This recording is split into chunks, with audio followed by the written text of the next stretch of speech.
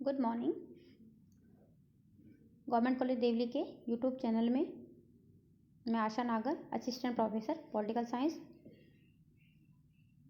British संसद जो Britain की कानून निर्मात्री संस्था है, उसके हम उच्च सदन लॉर्ड सभा के बारे में अध्ययन कर रहे थे। इससे पहले के वीडियो में हमने उसके गठन और उसकी जो प्रक्रियाएं हैं, उसके जो विशेषाधिकार हैं, वहाँ पर जो बैठकें होती हैं, उनके बारे में चर्चा की थी। आज के इस वीडियो में हम उसके ही अगले पार्ट यानी ब्रिटिश जो लॉर्ड सभा है, उसके कार्य और शक्तियों का वर्णन करेंगे। इनकी कार्य और शक्तियाँ देखने के बाद में हम इस बात को जान पाएंगे कि क्या वो एक महत्वपूर्ण भूमिका निभाती है ब्रिटेन के कानून निर्माण की जो व्यवस्था है उसके अंतर्गत, या उसकी शक्तियाँ बिल्कुल ही छिन गई हैं, या फिर शक्तियाँ छीनने के बाद भी या शक्तिहीन होने के बाद भी उसकी स्थिति कैसी है। इसके बारे में हम यहाँ पर इस वीडियोज़ के द्वारा जान पाएंगे।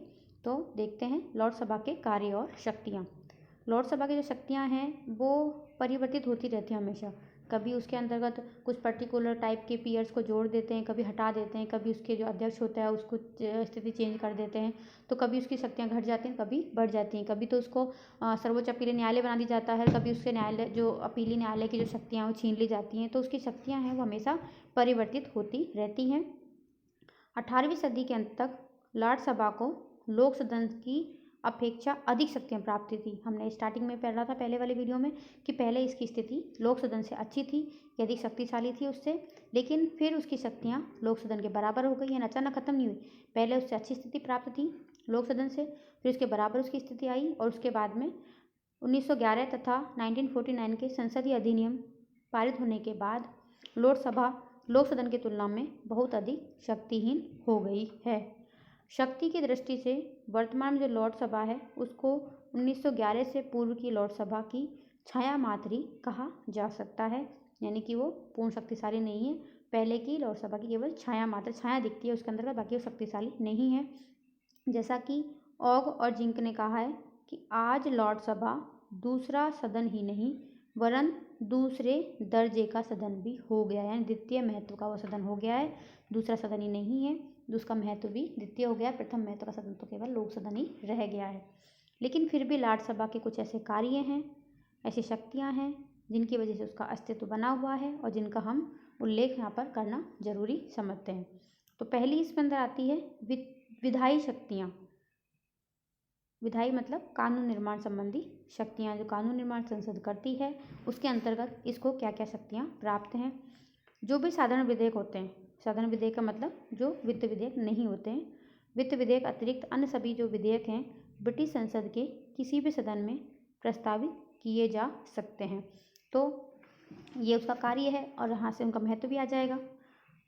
अनेक अवसरों पर अवित्तीय विधेयक लॉर्ड सभा में पहले प्रस्तावित भी किए गए हैं और इस सभा ने उन पर बड़ा उपयोगी कार्य भी किया है। ऐसा नहीं है कि जो विधेयक केवल लोक सदन में प्रस्तावित होते हैं, वित्त विधेयक को छोड़कर के जितने विधेयक होते हैं वो इसमें प्रस्तावित किए जा सकते हैं और ऐसा हुआ भी है।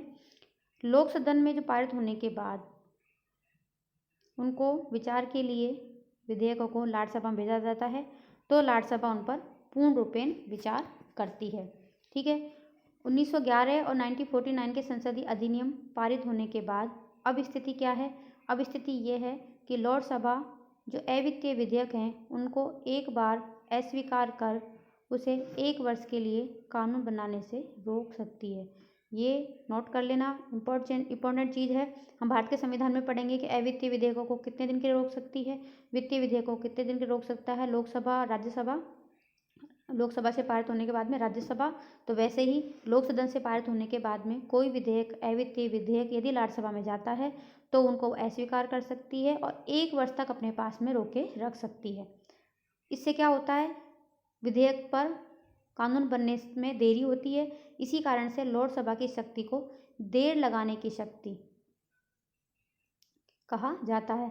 एग्जाम में क्वेश्चन आ जाएगा, देर लगाने की शक्ति से आप क्या समझते हैं? तो देर लगाने की शक्ति से हमें ये मतलब है कि लोक सदन से जो पारित विधेयक हैं उनको लॉर्ड सभा कम से कम 1 साल तक अपने पास रोक कर उन पर डिले कर सकती है।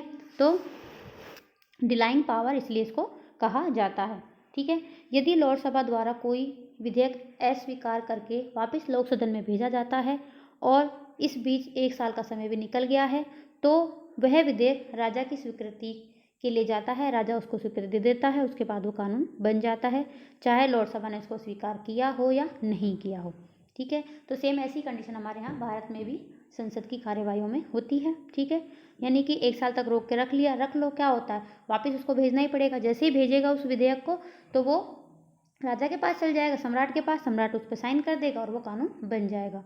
1 वर्ष का जो ये समय है, ये समय विधेयक को लोक सदन में पहले पारित होने के दूसरे वाचन की तिथि से लेकर उसकी दूसरी बार पारित होने के तीसरे वाचन की तिथि तक लगाया जाता है। यानी 1 वर्ष का मतलब क्या है कि पहले सदन के अंतर्गत तो पारित हो गया है, पारित होने के बाद में उसका दूसरा वाचन होता है, उस दिन से लेकर दूसरी बार वापस वो आता है और वापस उसमें दूसरी बार पारित होता है, उसके बाद तीसरा वाचन होता है, तब तक उसको दूसरे और तीसरे वाचन की जो तिथि होती है उसके बीच का 1 साल जो होता है उस तक ही वो 1 साल काउंट होता है। इस प्रकार लॉर्ड सभा विधेयकों को प्रस्तावित करने, 1 वर्ष की अवधि तक उन्हें रोके रखने और अपने विचारों के आधार पर सरकार तथा जनता को प्रभावित करने का कार्य करती है अपनी विधायी शक्तियों के अंतर्गत। ठीक है, अब आता है वित्तीय शक्तियाँ। जैसे हमारे भारत में वित्तीय शक्तियों के क्षेत्र में राज्यसभा की जो स्थिति बहुत दुर्बल जिसको कह सकते हैं वैसी है, वैसे ही वहाँ पर ब्रिटेन में है। ठीक है, वित्तीय क्षेत्र में लॉर्ड सभा की स्थिति लोक सदन की तुलना में बहुत अधिक निर्बल है, क्योंकि जितने वित्तीय विधेयक होते हैं उनमें से एक भी विधेयक यानी कोई भी वित्तीय विधेयक लॉर्ड सभा में प्रस्तावित नहीं होता है, सारे विधेयक लोक सदन में ही प्रस्तावित किए जाते हैं।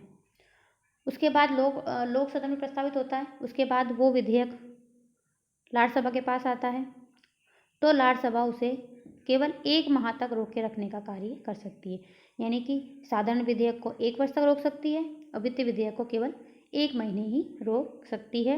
वित्तीय विधेयक के संबंध में लॉर्ड सभा सुझाव दे सकती है, लेकिन उन सुझावों को मानना नहीं मानना लोक सदन की विवेक पर निर्भर करता है। तीसरा आता है इसकी कार्यपालिका से संबंधित शक्तियाँ, प्रशासन से संबंधित जो शक्तियाँ हैं उसके अंतर्गत ब्रिटिश मंत्रिमंडल में लगभग 4 सदस्य होते हैं, वो लॉर्ड सभा में से लिए जाते हैं। यानी मंत्रिमंडल जो बनता है प्रधानमंत्री का, उसके अंतर्गत 4 सदस्य तो लॉर्ड सभा से लिए जाते हैं। और लॉर्ड सभा का जो अध्यक्ष होता है, जिसे लॉर्ड चांसलर कहते थे पहले, अब उसका नाम क्या है, लॉर्ड्स ऑफ स्पीकर। नहीं, लॉर्ड सभा का जो पहले अध्यक्ष जिसको लॉर्ड चांसलर कहते थे, वो अब मंत्रिमंडल का सदस्य होता है। पहले भी मंत्रिमंडल का सदस्य भी होता था और लॉर्ड सभा की अध्यक्षता भी करता था। अब इसका काम केवल मंत्रिमंडल का सदस्य तक रह गया है। अब एक विधि मंत्री के जो बराबर इसकी पोस्ट है, स्थिति है, और लॉर्ड चांसलर है वो अब मंत्रिमंडल का सदस्य हो गया है और लॉर्ड सभा की अध्यक्षता लॉर्ड सभा का स्पीकर ही करता है। ठीक है, लोक सदन की भांति लॉर्ड सभा को भी मंत्रिमंडल के सदस्यों से प्रश्न पूछने का अधिकार है। प्रशासनिक विषयों पर वो कोई भी सूचनाएं प्राप्त कर सकता है लॉर्ड सभा मंत्रिमंडल के सदस्यों से। वह शासन की नीतियों तथा कार्यों पर खुला वाद विवाद तथा आलोचना भी कर सकती है। इसके अतिरिक्त लॉर्ड सभा विभिन्न विभागों द्वारा किए गए प्रदत्त व्यवस्थापन की जांच कर सकती है। प्रदत्त व्यवस्थापन के बारे में मैंने पहले वीडियो में बताया था कि कानून निर्माण के कार्य अगर संसद के पास ज़्यादा हो जाते हैं तो वो उनको कार्यपालिका को दे देती है। कार्यपालिका उन पर नियम और उपनियम बनाती है, लेकिन उनकी जांच वो संसद है वो अपने हिसाब से करती है। तो लॉर्ड सभा भी ऐसे दिए गए कार्यों की प्रशासनिक विभागों द्वारा जो कार्य किए जाते हैं प्रदत्त व्यवस्थापन के तहत उन कार्यों की जांच कर सकती है। लॉर्ड सभा के अनेक सदस्य विभिन्न व्यवसायों में दक्ष और विशेषज्ञ होते हैं। लॉर्ड सभा के सदस्य होते हैं वो बहुत सारे जो बिजनेस होते हैं उनके अंतर्गत वो कुशल दक्ष होते हैं, विधि के विशेषज्ञ होते हैं, तथा इस सभा के पास समय का अभाव बिल्कुल भी नहीं होता है। क्योंकि इसके पास ज़्यादा कोई काम होता ही नहीं है, इसलिए लॉर्ड सभा लोक सदन की तुलना में अधिक अच्छे प्रकार से कार्य कर सकती है, क्योंकि लोक सदन के पास तो कार्य की बहुत अधिकता होती है, इसके पास कम कार्य होते हैं। इसलिए जो प्रदत्त व्यवस्थापन के तहत कानून निर्माण का नियम उपनियम बनाने का कार्य जो प्रशासन को दिए जाते हैं, उन प्रशासनिक विभागों के द्वारा इस प्रकार के किए गए कार्यों की जांच लॉर्ड सभा कर सकती है। इस प्रकार लॉर्ड सभा को कार्यपालिका पर नियंत्रण की कुछ शक्तियाँ प्राप्त हैं, जैसे वो अविश्वास प्रस्ताव पास कर मंत्रिमंडल को पद से हटाने का कार्य लोक सदन के द्वारा कर सकती है।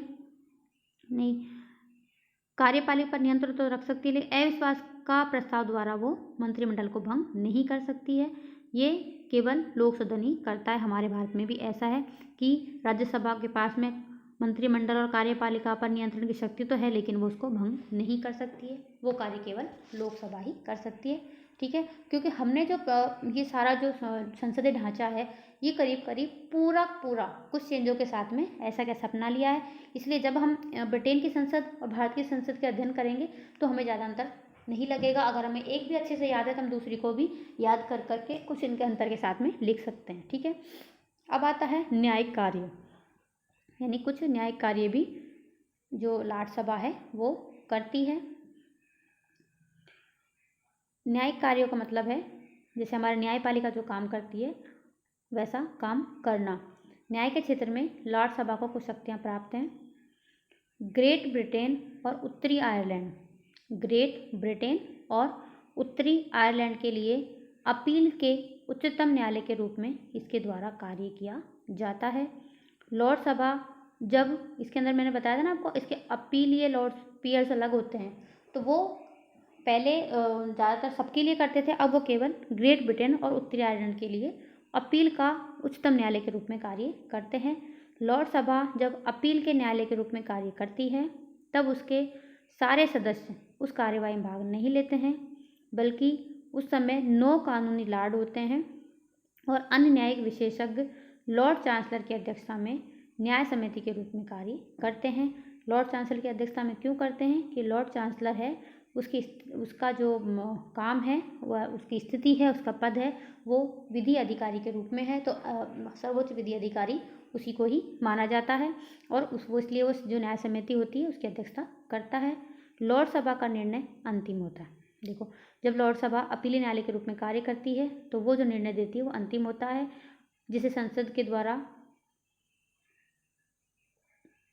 बदला जा सकता है। कोई न्यायालय उसमें परिवर्तन नहीं कर सकता है। लॉर्ड सभा के जो कार्य होते हैं उनको संसद ही परिवर्तित कर सकती है, बाकी कोई और न्यायालय चेंज नहीं कर सकता है।